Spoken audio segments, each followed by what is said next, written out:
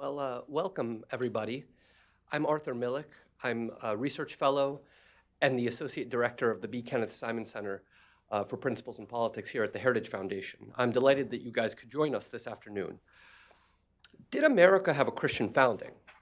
Mark Hall's answer is a resounding yes, and he believes that this question can be answered through a study of the life, times, and writings of the founders themselves. His new book, here it is, beautiful, gathers all the available evidence to support this claim. And as he says, it is the work of 30 years of thinking. Mark does not stand alone in elaborating this thesis. He's in noble company, and that is the company of Alexis de Tocqueville, who had a similar project. Tocqueville understood that religion was essential to preserving political liberty. In fact, many of the astonishingly correct predictions that Tocqueville made in Democracy in America, this is the one that is proving true more and more with every coming year. Today, regrettably, it's becoming acceptable and even fashionable to believe that Christianity should be altogether excised from the public square. But no one until just a few decades ago believed this. Mark's gracefully written book aims to counteract this tendency by proving not only that the founders and the Constitution were friendly to religion, but that Christianity has an essential role to play in forming citizens and guiding the nation. We're also proud to note that this book began as a lecture that Mark gave here about 10 years ago now. And that lecture is one of the all-time most downloaded heritage papers. And that is actually not surprising, because unlike many scholars, Mark has the rare ability to write engagingly and clearly to a broad audience. And for those of you who have read a lot of scholarship, you guys know precisely what I mean, what undigestible academic prose looks like. This is not it. Mark Hall is currently the Herbert Hoover Distinguished Professor of Political Science at George Fox University. His primary research and writing interests are in American political thought and the relationship between religion and politics. He's author of numerous articles and multiple books published by some of the best academic presses, including The Political and Legal Philosophy of James Wilson, Great Christian Jurists in American History, and Faith and the Founders of the American Republic. Finally, not only is Mark an excellent scholar, but he's a real gentleman. We're very happy to have you. Please join me in welcoming him. Well, thank you very much, Arthur, for that very generous introduction. I remain thankful to Matthew Spalding, who invited me to give the talk 9 years ago.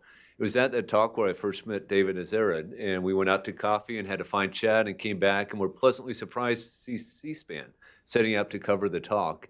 And so I'm profoundly grateful to the Heritage Foundation. I've done other things with the foundation over the years, and it's one of my favorite by far and away.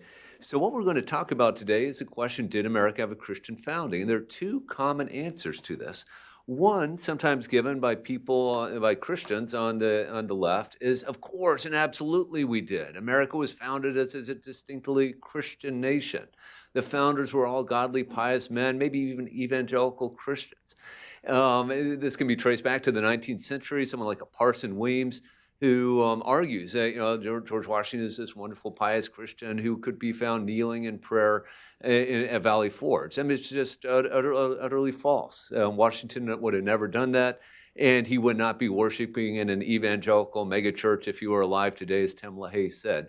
So this literature is problematic, but I'm not going to address it because it's already been taken to task by numerous scholars and others, and I'm not sure how influential it is outside of a very small band of Americans. On the other hand, you have book after book, let's see, there you go, written by prominent scholars, published by prominent presses, by popular authors, arguing that the answer is absolutely no. Of course, America did not have a Christian founding. The founders were mostly deists.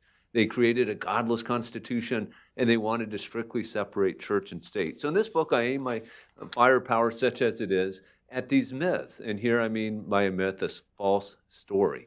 And each chapter begins, I give usually about 20 quotations, usually 6 on the page and another 14 or so in the endnotes, where I have people making these claims. Most of America's founders were deists. They're really quite prevalent myths.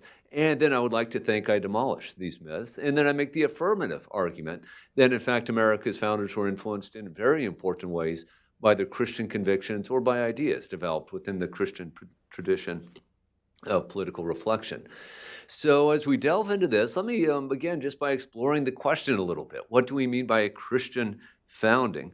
And here I want to talk about a couple of possibilities, and I'll do this briefly to get on to some of the more meaty stuff.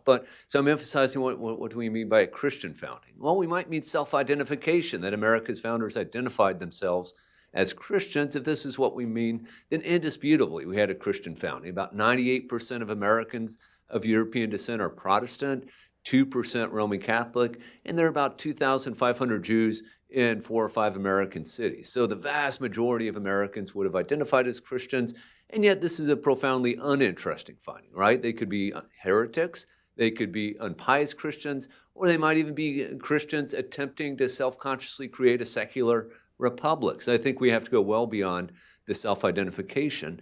It would be slightly more interesting to argue that most of America's founders were Orthodox Christians, that is, Apostles' Creed, Nicene Creed sort of Christians. Here I can say for sure that the claim that most of America's founders were deists is utterly insupportable. In fact, by the time you get to the end of that chapter, you'll see that I suggest there's maybe one clear deist among America's civic leaders, and that's Ethan Allen. There's clearly a couple of others, I think, a Tom Paine, a Jefferson perhaps, but it's really hard to get more than 5 American civic leaders who are deists. On the other hand, you can make very good arguments for the founders for which we have records that there's very good reasons to believe a John Jay, a Roger Sherman, and Patrick Henry, Samuel Adams are in fact Orthodox Christians. And yet for many of the founders, we simply don't have good records. So I don't want to make the interesting claim that most of America's founders were Orthodox Christians. Some historians get real interested in orthopraxy, and they say, well, it doesn't really matter what they believed or what they said or what they wrote. It matters how they lived. And to just give one kind of silly example, but people make this sort of argument, Alexander Hamilton had an extramarital affair. Good Christians don't have extramarital affairs, therefore. But the therefore always kind of leaves me at a little bit of a puzzle. Well, therefore what? If the standard of being a Christian is moral perfection, then I would submit there has never been a Christian. Now, of course, having an extramarital affair is a particularly grievous thing to do, but it certainly doesn't make one a deist or someone attempting to self-consciously create a Christian secular founding. So let me just jump to the way I think about the question. And I think it's best to be thought about in terms of influence. And here I'm in good company, right? Scholar after scholar has written book after book arguing that America's founders were influenced by a secular John Locke, by the classical Republican tradition, by the common law tradition, by the Scottish school of moral sense. And so I put Christianity in that into that discussion. And I think an excellent argument can be made that America's founders were influenced in very important ways, maybe even predominantly, by Christian ideas. Now, I do want to hasten to say that, of course, there are other intellectual influences. We have 12 men on a jury because of the common law tradition. You don't get that out of the Bible. And so I'm not saying that these other traditions had no influence, but I think Christianity can explain the most. I also should say that I don't think the Christian ideas of which I'm going to speak are distinctively or uniquely Christian. One might come to some of them for other reasons, and I'll give you some examples later. But in the American context, this late 18th century context, it makes most sense to think about them in terms of their faith. All right, so let me shift gears in and say if we have some idea what we're thinking about in terms of a Christian founding, when was America founded? And that's kind of a fun question. I think our minds naturally gravitate to the late 18th century, but one might say, what about the early colonial settlements? And certainly if this is what we mean by when America was founded, I think a very good argument can be made. I'm not even going to say anything really to speak of about Puritan New England, because I don't think anyone would deny that these are people self-consciously attempting to create a Christian commonwealth. Since we're very close to Virginia, I'll maybe just jump down to Virginia and say, there is a very common narrative that New England was about God and the southern colonies were about gold. And I think there's truth to that. The southern colonists came looking for gold. They didn't find it, but they found tobacco, and that was almost as good. And so they drew tobacco, and they were seeking commercial success. There certainly is truth to this, but you would be misled if you thought people in Virginia were not concerned with matters of faith. The Virginia's 1610 legal code begins like this: whereas his majesty, like himself, a most zealous prince, hath in his own realms a principal care of true religion and reverence to God, and has always strictly commanded his generals and governors to be with all his forces wheresoever, to let their ways be like their ends, for the glory of God. So Virginia is concerned as sort of an ultimate end with the glorification of God. The legal code goes on to mandate church attendance, to provide for the death penalty for people who blaspheme the Holy Spirit and this sort of thing. Now, I'm not saying, incidentally, these are good things. I think they're, in fact, profoundly worrisome things. But the point simply is these Virginian colonists were trying to create what they conceived to be as Christian commonwealth as well. Let me just jump briefly for my last example, because it's such a fun example for me. I teach at George Fox University, a school in the Friends tradition, the Quaker tradition. We're very proud of Pennsylvania, right? Founded by the Quaker William Penn. And my Quaker colleagues would like to think this is this wonderful bastion of tolerance in a sea of intolerance, right? You got the intolerant Puritans up in New England and the Southerners in slavery and whatnot. Well, that would be nice if it were true. But in fact, in Pennsylvania, just like everywhere else, these folks thought they were creating a Christian commonwealth. The Pennsylvania Charter of Government references Romans 13. Its early laws go on to say things like this, that magistrates should punish offenses against God, such as, and I'm quoting here, swearing, cursing, profane lying, profane talking, drunkenness, obscene words, incest, sodomy, and it gets better, stage plays, cards, dice, May games, gamesters, masks, revel, bull baiting, cockfighting, bear baiting, and the like, which excite the people to rudeness, cruelty, looseness, and irreligion. So even in Quaker Pennsylvania, they thought the civic authorities had a very important role to play in punishing vice, rewarding virtue. Pennsylvania, like almost every other colony, had religious tests for office, religious tests that were refined but remained in place into the 19th century. As you know, of course, 9 of the 13 colonies had established churches and so forth. So I want to submit to you that if we consider America to have been founded in its early colonial settlements, it's a really easy case to be made. But I'll jump to the harder case, because one might say, what about the Declaration of Independence and maybe more broadly America's separation from Great Britain? Isn't this, after all, when America came into being as an independent country of sorts?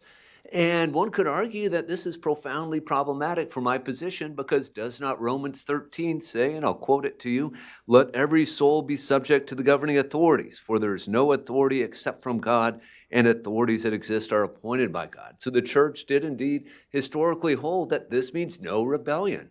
If the state tells you to bow down and worship Baal, you say no, but you don't get to overthrow the tyrannical ruler. Some Catholic thinkers in the 12th, 13th century started toying around with the idea of tyrannicide, but that really didn't take off in this era in the Roman Catholic Church. However, among those Protestants, those troublemaking Protestants, and especially the Calvinists, a doctrine that tyrants may justly, biblically be resisted became a very important part of that tradition. People here are misled a little bit because they look just at John Calvin, as if Calvin is the only Calvinist who matters. In his Institutes, Calvin says inferior magistrates may justly resist a ruler who becomes a tyrant. But Calvin is the most conservative of all the reformers on this point. Well, maybe one other exception.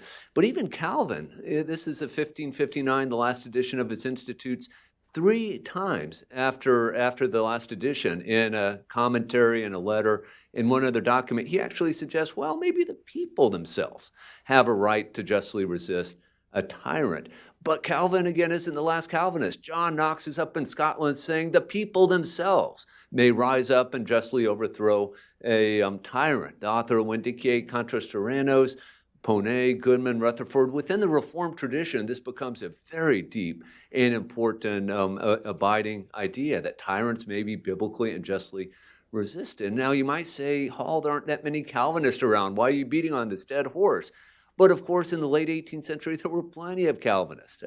Harry Stout, Sidney Alstrom, and others have estimated that between 50 and 75% of Americans in the late 18th century are reasonably classified as Calvinists. So this is a very important tradition in this era. We tend to get misled a little bit because we focus on very prominent Anglicans, George Washington, James Madison, and Thomas Jefferson, but only about 15% of Americans actually are Anglican in this era.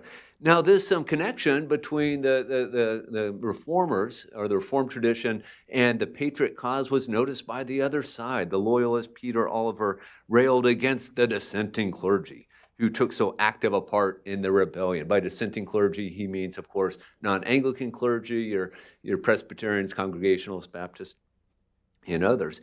King George himself reportedly referred to the War for Independence as a Presbyterian rebellion. Let me suggest as well that the most important document coming out of this era, the Declaration of Independence, rests, I would suggest, on a theological claim. We hold these truths to be self-evident, that all men are created equal, that they're endowed by their Creator with certain unalienable rights, including life, liberty, and the pursuit of happiness. Now, you might object, well, Thomas Jefferson is not an Orthodox Christian. Maybe he's a deist, he's a secular author. And I'll even just concede that for the sake of argument. And yet we need to remember that there was a 5-person committee that put together this Declaration of Independence, a committee that included the old Puritan from Connecticut, Roger Sherman. This committee changed Jefferson's drafts in ways he did not like. The draft then went to Congress, where it was altered again in ways Jefferson did not like. And the only reason this document has authority is because it was approved by Congress. So I would submit that if we want to understand this document, we have to look at it as a product of a community. We cannot simply interpret it based on what we know about the interior of Jefferson's mind. And so if you were to look at the other members of this Congress, when they refer to Creator or Providence and even nature's God, they're thinking about the God of Abraham, Isaac, and Jacob, a God that indisputably intervenes in the affairs of men and nation. Well, let's move on. I keep going from difficulty to difficulty, and I spend more time on a number of these things in the book, as you might imagine. But what about the Godless Constitution? You might say, fine, there's biblical and theological justification for rebellion, but the Godless Constitution, clearly here you have a significant shift. And I'm referencing, of course, this book by Kramnik and Moore that has received a decent amount of press, at least among academics who work on this. And of course, one of their points is simply that the deity is not referenced in the Constitution. And this is more or less correct, not till you get to the date line in the year of our Lord 1787, but I wouldn't rest too much on that argument. And yet, if this was their only point, they could write their argument in a sentence instead of a book. But they wrote a book, so what do? Well, one of the things they do is they argue that most of America's founders were deists, a proposition that I think I absolutely demolish in the first substantial chapter of the book. And they also say America's founders were influenced by secular Enlightenment ideas, not by Christian ideas. And here's where, again, you're kind of back to my turf, because I wanted to argue for the Christian influence upon America's founders. And before I give you a few substantive ideas here, let me point to a study I'm sure many of you all are familiar with. The fellow named Donald Lutz did this wonderful content analysis of political literature from the founding era, where he went through and basically counted up citations, and he divides them by decades and all sorts of things. And I know you might not be able to read it, but I'll give you the highlights. So of all the political literature that he looked at, of all the citations he counted up, 34% are to the Bible, only 22% are to all Enlightenment thinkers combined. So put together your Locke and your Montesquieu and your Beccari and Smith and all of them, 22%. So the Bible is being used all the time in the political literature of the founding, and yet Lutz profoundly undercounts references to the Bible for two reasons. First of all, he tells us he's excluding political sermons that don't also reference secular authors. So if he had included those, as you might imagine, their sermons, for goodness sakes, there would be a lot more references to the Bible. And also, he's looking for what we think of as citations, a little parenthetical Micah 4:4, John 3:16, that sort of thing.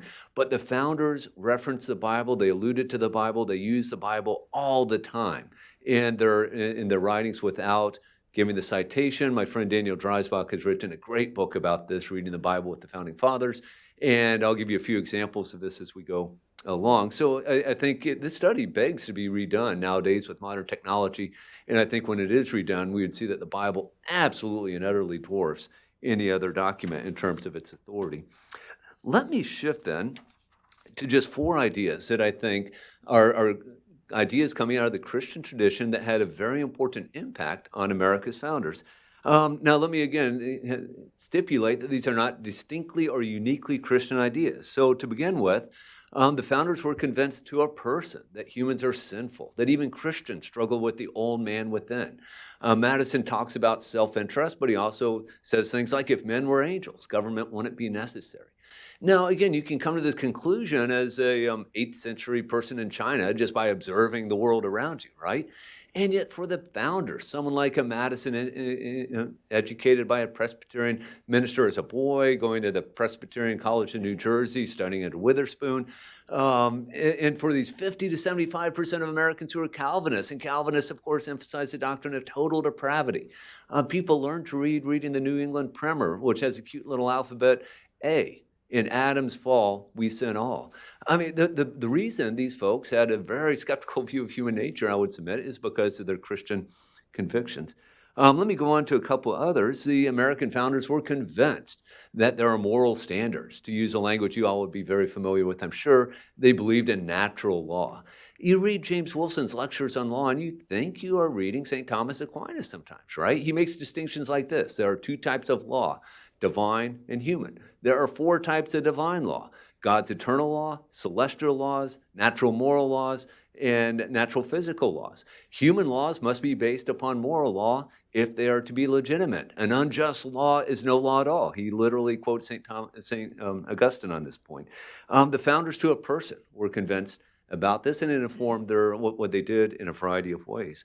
As well, sometimes we get really confused trying to understand what the founders meant by liberty and how they could do things like pass the First Amendment and the Alien and Sedition Act. Well, simply put, the founders distinguished between liberty and license, or licentiousness. So more than one founder said things like this: liberty must never be used but within the bounds of right and duty. Or this: law without liberty is tyranny, but liberty without law is licentiousness. For the founders, liberty is a freedom to do what is right. To say that you have a liberty to do something wrong, like publish pornography, would have just been absolutely alien to America's founders. And finally, and I think maybe most strikingly, the founders were convinced that humans are created in the imago Dei, the image of God, and therefore should be treated with dignity and respect. Here I'll quote James Wilson again, but this time from a U.S. Supreme Court opinion, Chisholm versus Georgia. Listen to what he says: man, fearfully and wonderfully made, is a workmanship of his all-perfect creator. First of all, note, and let me emphasize, this is a U.S. Supreme Court opinion. He's making a theological claim, but I bet some of you all picked up on the reference. Man, fearfully and wonderfully made. This is Psalm 139:4. But he didn't put in the little parenthetical Psalm 139:4, so Donald Lutz would have missed this reference. Wilson goes on in his lectures on law to spin this out, to tease this out. What does it mean that we're made in the image of God? When he talks about life, he said, life from its conception, actually quickening was what he used, but I think today he would say conception, to its natural end must be protected by law. He specifically addresses suicide. Can you commit suicide? And his answer there is no. It's not your life. It's God's life, and it would be inappropriate for you to take what belongs to God. Well, let me shift, because I know we're in Washington, D.C., and you all are interested in practical things. Let me shift to religious liberty, church-state relations. And here, 2 jurisprudential liberals have done me a great favor. Hugo Black and Wiley Rutledge, in Everson versus the Board of Education, made it crystal clear that the founders' views matters with respect to religious liberty. Let me quote Wiley Rutledge: no provision of the Constitution is more closely tied to or given content by its generating history than the religion clause of the First Amendment. It is at once a refined product and a terse summation of that history. So Black and Rutledge both agreed. They were on different sides of the outcome of this case, but they both agreed we have to interpret the First Amendment religion clause, they called it, we'd call it clauses, in light of the founders' views. Believe it or not, almost every Supreme Court justice has followed suit. Every Supreme Court justice who's written at least 4 religion clause opinions has made historical arguments in their opinions. Jurisprudential liberals are actually slightly more likely to make these arguments than are conservatives. The problem is, as you might imagine, jurisprudential liberals think like this. We must interpret the Establishment Clause, particularly in light of the founders' views.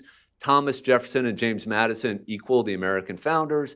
Thomas Jefferson and James Madison desired the strict separation of church and state. Therefore, the First Amendment requires this separation of church and state. I want to suggest in a minute that this is profoundly problematic.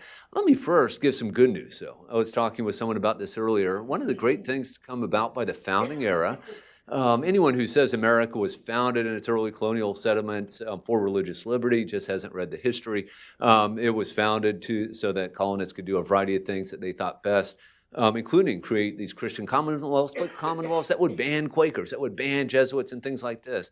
By the time you got to the late 18th century, Americans really had moved to a pretty robust understanding of religious liberty. This is illustrated well, I think, in many Americans refer to it as a sacred right of conscience, which I think is telling and interesting. But I want to jump right to George Mason. Article 16 of the Virginia Declaration of Rights. He writes this, that as religion or the duty which we owe our divine and omnipotent Creator. Note that he grounds this argument in a theological claim that we have a duty to our divine and omnipotent Creator, and the manner of discharging it can be governed only by reason and conviction, not by force or violence. Therefore, all men should enjoy the fullest toleration in the exercise of religion. Now, that's not bad, but a young James Madison didn't like that word toleration. He suggested that kind of sounds like it's a gift from the state that might be removed from the state, and he argued that we should have the language of a natural right to freely exercise our faith. The convention agreed with Madison, and this document was changed. One of the more influential documents in the era, incidentally. By the end of the Constitution-making era after 1776, every state provided a substantial protection for religious liberty, either in its constitution or in statutory law. And of course, the U.S. Constitution did not, but that's because the Federalists contended that, well, the national government has no power to touch on religion at all, period. So we don't need it. The Anti-Federalists were not convinced, and they advocated for and eventually got a Bill of Rights. The First Amendment protects the free exercise of religion, of course. Well, let me move, again, more into Establishment Clause areas then. You might say to me, well, what about the disestablishment, the move to disestablish churches? Does this not show that Americans are becoming enlightened rationalists or that sort of thing? And I would say not at all. America's founders, by and large, opposed religious establishments for the exact same reason I oppose them today, and I'm sure many of you all oppose them today, because they're bad for Christianity. They're bad for religion. If you want to hurt religion, get the government running it, right? This comes out well in the Virginia debates. Patrick Henry is very worried. Since about 1776, Virginia hadn't been taxing people to support the Anglican Church, and this really worried Patrick Henry, who thought religion was so important that, of course, the state should subsidize it. A very natural tendency, right? People think that way all the time. And so he proposed a very generous general assessment bill that wouldn't tax everyone to support the Anglican Church. It would tax you to support the church you choose to attend, much as Germany's church tax does today. But people were troubled by this. And particularly, I really like this petition that came into the Virginia General Assembly from a group of evangelicals out in Westmoreland County. And these evangelicals said this. They said that assessments are against the spirit of the gospel. The holy author of our religion did not require state support, and that Christianity was far purer before Constantine first established it by human laws. They went on to reject this idea that we need to have subsidies so that we can pay ministers more. They said specifically that clergy should manifest to the world that they are inwardly moved by the Holy Ghost to take upon themselves that office, that they seek the good of mankind, not worldly interest. Let their doctrines be scriptural, their lives upright. Then shall religion, if departed, speedily return, and deism be put to open shame and its dreaded consequences removed. So these are evangelicals that are arguing, look, if you want religion, by which they mean Christianity to flourish, we have got to get the state out of the business of running it, of subsidizing it. And once we do that, deism will be chased away. Now, if you all know anything about the Virginia disestablishments debate, you probably, and I know many of you do, you probably know Madison's Memorial and Remonstrance. The Memorial and Remonstrance was signed by 1,500 people. This petition was signed by 4,500. So almost 3 times as many people signed this petition as signed Madison's memorial. When people think about the memorial, they tend to treat it as a secular Enlightenment text, but I'll call your attention to just a few lines here. Madison, paraphrasing the Virginia Declaration of Rights, says that the religious liberty is inalienable because what is here a right towards men is a duty to the Creator.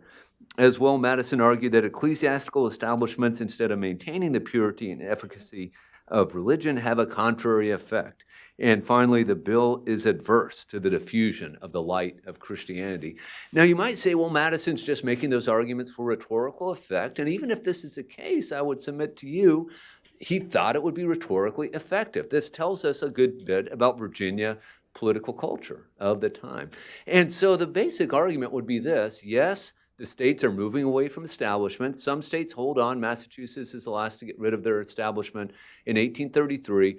But the reasons, I believe, are profoundly Christian reasons. That establishments hurt Christianity, therefore we should get rid of them. Let me return then to this, what I call Everson's syllogism, this idea that we must interpret the Establishment Clause in light of Jefferson and Madison.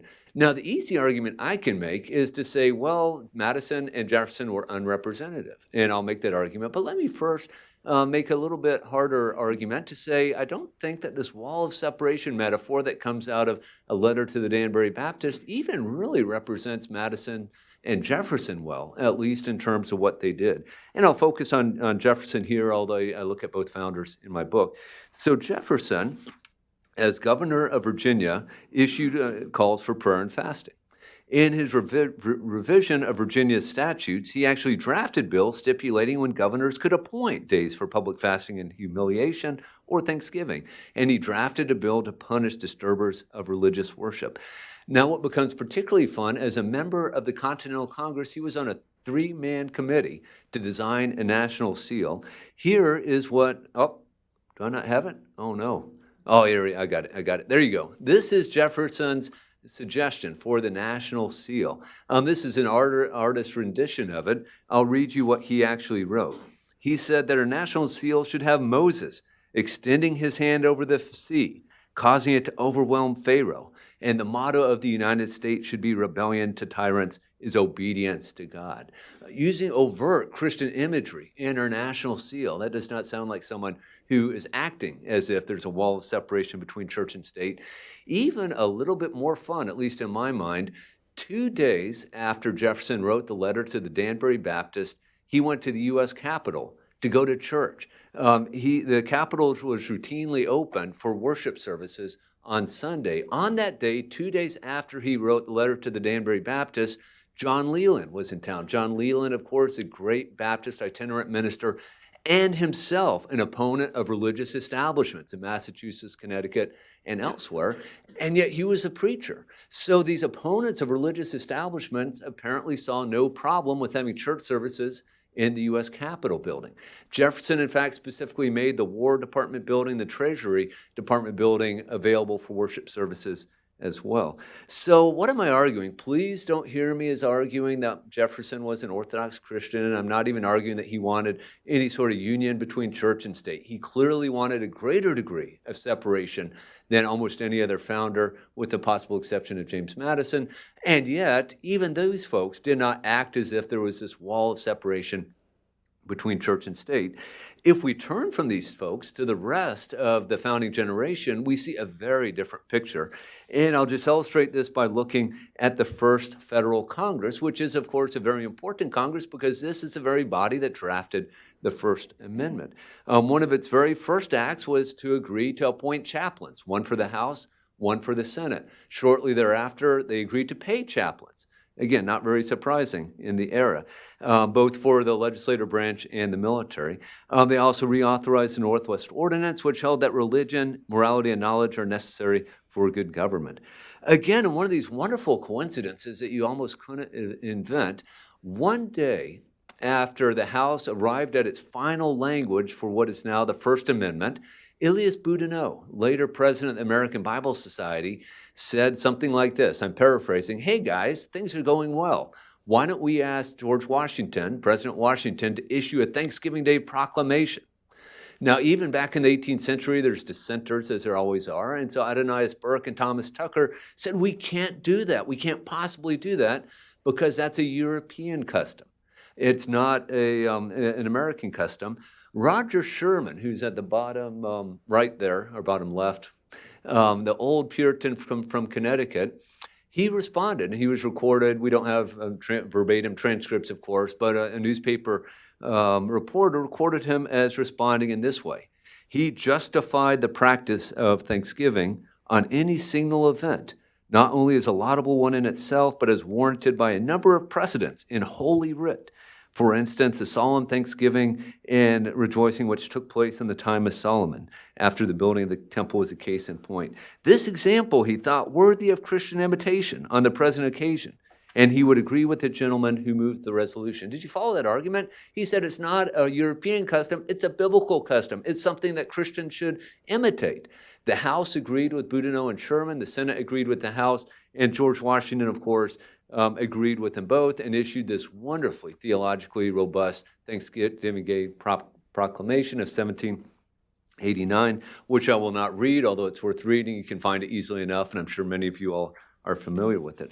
All right, so what did the founders intend with this establishment clause? I argue, and I give more reasons to believe this, that basically the words mean what they say. Congress shall make no law respecting the establishment of religion. We aren't going to have a national church. And now, through the doctrine of incorporation, states cannot have official state churches either.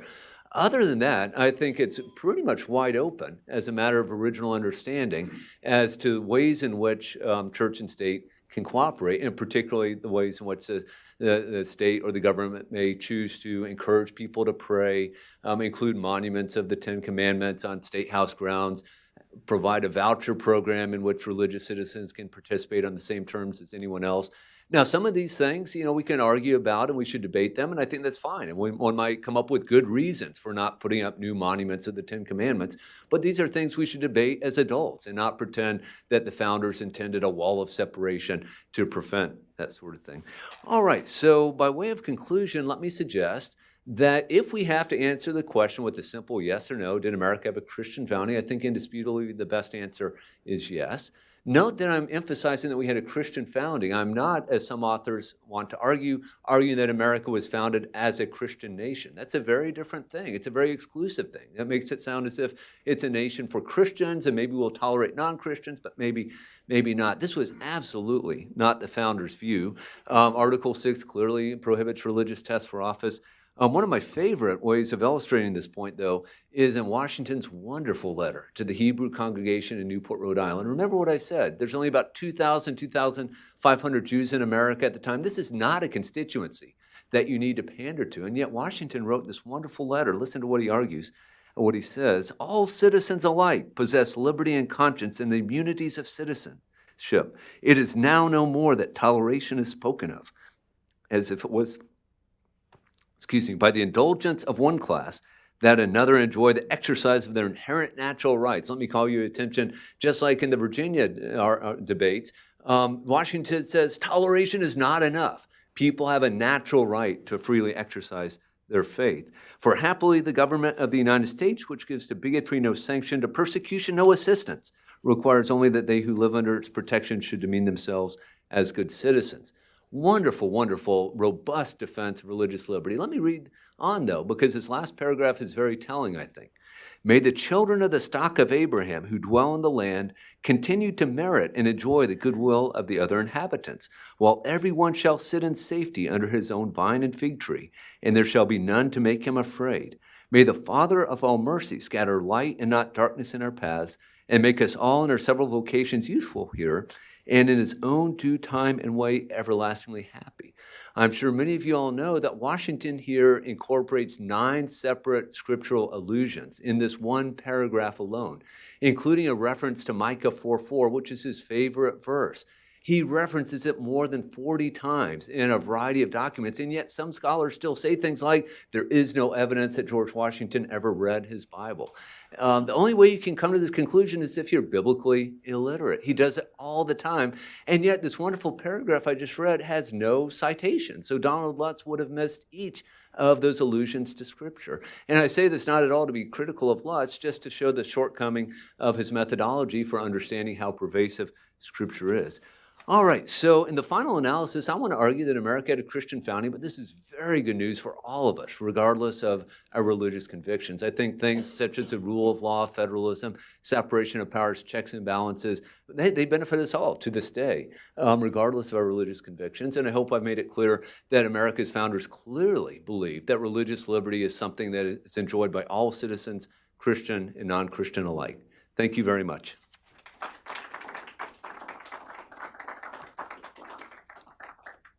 I guess we have a few minutes for questions or objections, which might even be more fun. Yes, sir. Do you want to wait for the microphone?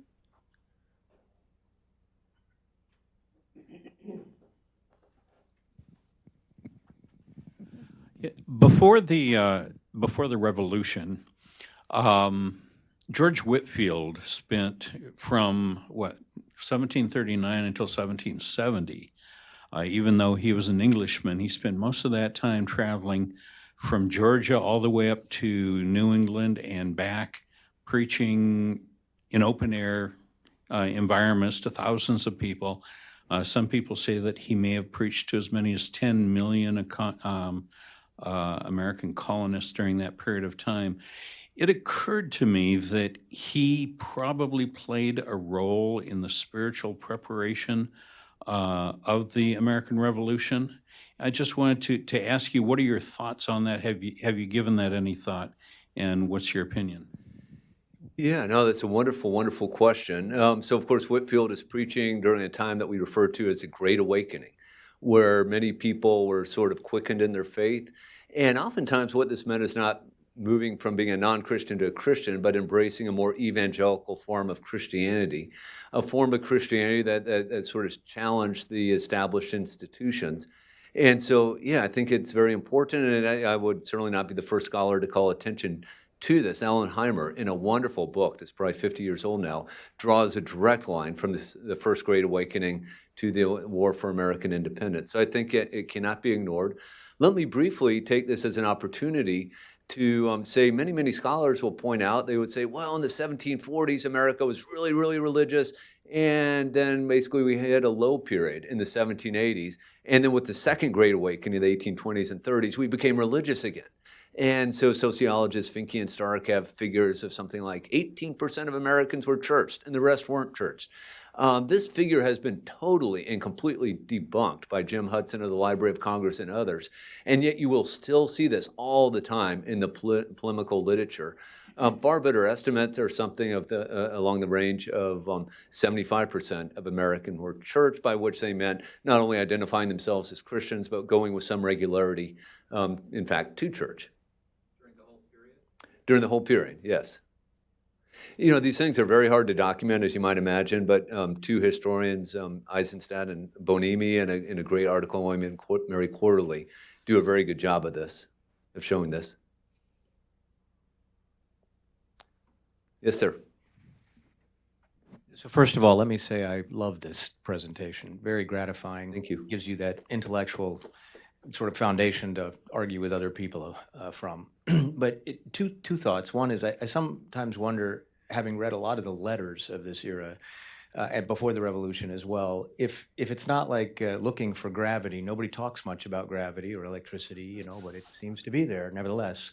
And two specifics. One, I wonder if a great test of the Christian, and perhaps even just faith-based, but particularly Christian founding, isn't the fact that in many of these letters, they refer obliquely or directly to salvation. I mean, if the greatest aspect of faith is truly salvation, and Jefferson, in his letters to friends, even in his younger years, writes a lot about that topic, ironically.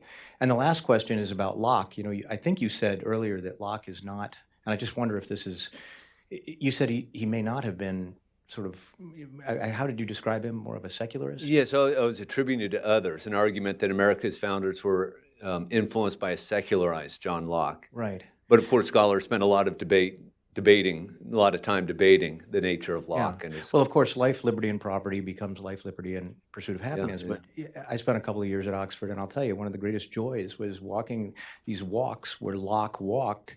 In 1652, he was basically, I think, a Calvinist. I mean, he was a Christian. There's no question. And Oxford was a seminary, even though he studied medicine.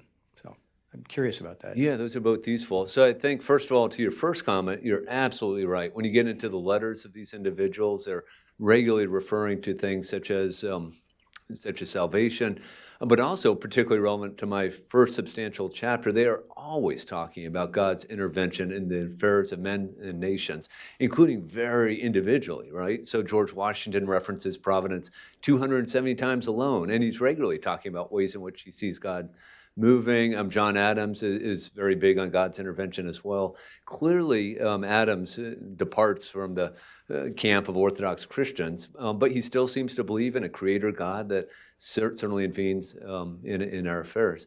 Regarding the second, and I think the nature of Locke and how we should interpret Locke, again, this is an entire cottage industry. And there are those who would say he's clearly a very secular thinker who uses religious language just so he's not persecuted. Or there are scholars, very good scholars, who argue that in fact he's clearly some sort of Christian who retains a connection to the tradition, and his writing is certainly compatible with Christianity. When it comes to the American context, I think we need to look to a certain degree of the reception of Locke. Basically, Locke is only available in a very bulky 3-volume collection of his writings in early 18th century, and no one's talking about anything other than a few academics talking about his essay on human understanding. In the 1740s, during the First Great Awakening, his Letter on Toleration is published for the first time, but this is published by religious conservatives trying to make room for their more conservative approach to Christianity. The second treatise isn't published until 1774, and here for the first time it really is referenced with some regularity to support the War for American Independence. But I think here, and I think a very strong case can be made, that however we should properly read Locke, Americans in this era read him as a natural ally who certainly is articulating nothing that's not thoroughly compatible with this long Reformed doctrine that tyrants can be resisted. And as you know, Locke's own father was a Puritan. This is the environment in which Locke was raised. So I sort of ducked the whole Locke Wars thing, but I would say then to the extent to which he is referenced, he's seen as a friendly ally, not some sort of pernicious, unchristian influence. Yes, sir. Thank you for such a wonderfully rich and interesting discussion. You're a historian? A political scientist by training, but almost all my work has been historical in nature. Okay, that's good. So my question is acceptable then. So what's the so what? What would you say to us here? And this is a policy organization, right? Right. What's the so what coming out of your research and your book? That is a wonderful question. It's a question my wife has been asking me for years, quite literally, right? I do all this academic stuff, and she's, so what does it mean for me? Well, I think I'll begin with, first of all, something I'm sure needs a little defense here. I think it's just important to have an accurate account of American history that's worthwhile in and of itself. If I were writing a history of Saudi Arabia, it would be insane to try to write a history of the politics of Saudi Arabia without reference to Islam, right? It's just important to get history right. James Wilson has this wonderful comment about the importance of reflecting upon the first principles of any political regime. And so I think it's useful for us as citizens just to try to go back and understand what the founders were all about. What were they intending to do? What did they try to do when they created this constitutional order? That's a healthy enterprise in and of itself. Practically, American civic leaders are routinely appealing to the founders to support various policy positions. And so I think, again, it's useful to have an accurate account of what they actually believed so that we can either make the good arguments or debunk the bad arguments. And then finally, with respect to religious liberty, church-state relations, the U.S. Supreme Court has made it crystal clear that history matters. Even Ruth Bader Ginsburg, in her dissent in the Bladensburg Cross case, is making historical arguments about why the founders would have prohibited World War I era cross memorializing the dead from the county. And so I think it's important to get that history right. And here I think we can see some impact. My friend Daniel Dreisbach came up with this point, and I think he's right. If I were making these arguments about the Establishment Clause before the U.S. Supreme Court in 1982, William Rehnquist would have been nodding along, and the other 8 would have been skeptical. Today, I think pretty much everyone knows that this understanding of the Establishment Clause is building a wall of separation between church and state is just bad history. Everyone knows that. Someone like a Justice Stevens was actually intellectually honest about this. In one of his opinions, he said, well, if we were to go by the original understanding of the Establishment Clause, this would clearly be permitted, but obviously we can't permit it today, so we won't permit it. And I think he was dissenting in this case, which is intellectually honest, right? If you want to argue for a strict separation of church and state, make policy arguments, make non-originalist arguments, but don't pretend that the founders understood the Establishment Clause to strictly separate church and state. I believe there's a question in the back row there. Yeah, hi. Can you talk a little bit about how the founders dealt with the ideas of the Imago Dei and then human chattel? I think that's a wonderful question, and not to sound too commercial, but I'll have a sequel to this book where I'll have an entire chapter on this question. I think it's a very important question. So the good news is some were coming to recognize the incompatibility of holding that humans are creating the Imago Dei and the institution of chattel slavery. So I think it's something like 8 states voluntarily abolished slavery. It put slavery on the path to extinction between 1776 and 1804. So Pennsylvania, I quote from their defense of the Gradual Manumission Act. It's beautiful, and it's explicitly Christian. 1780, the Gradual Manumission Act said something like this: recognizing that liberty is a gift from God and that it should not be withheld from any of his creatures, we hereby abolish slavery in the state of Pennsylvania. Now, it was a Gradual Manumission Act, and we should say it should have been an immediate Manumission Act, and I would say absolutely it should have.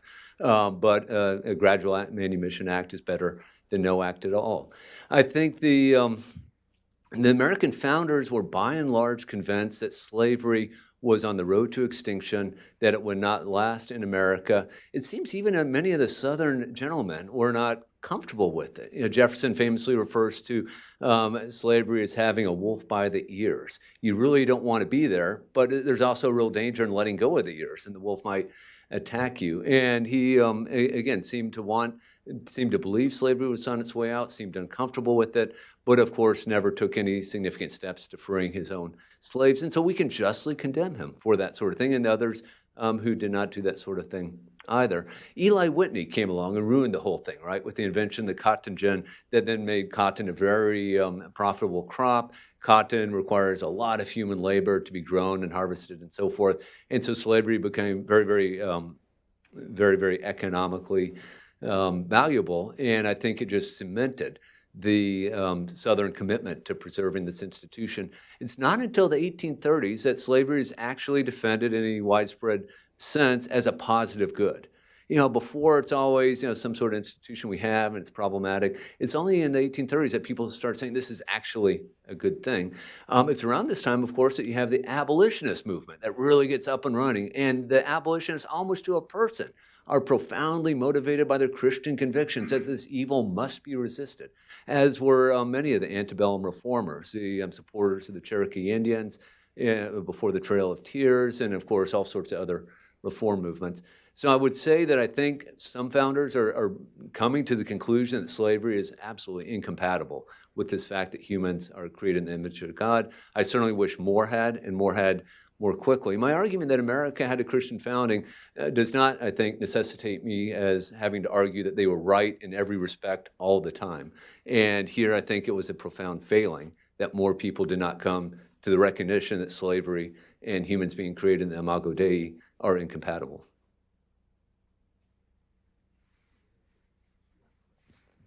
All right, last question.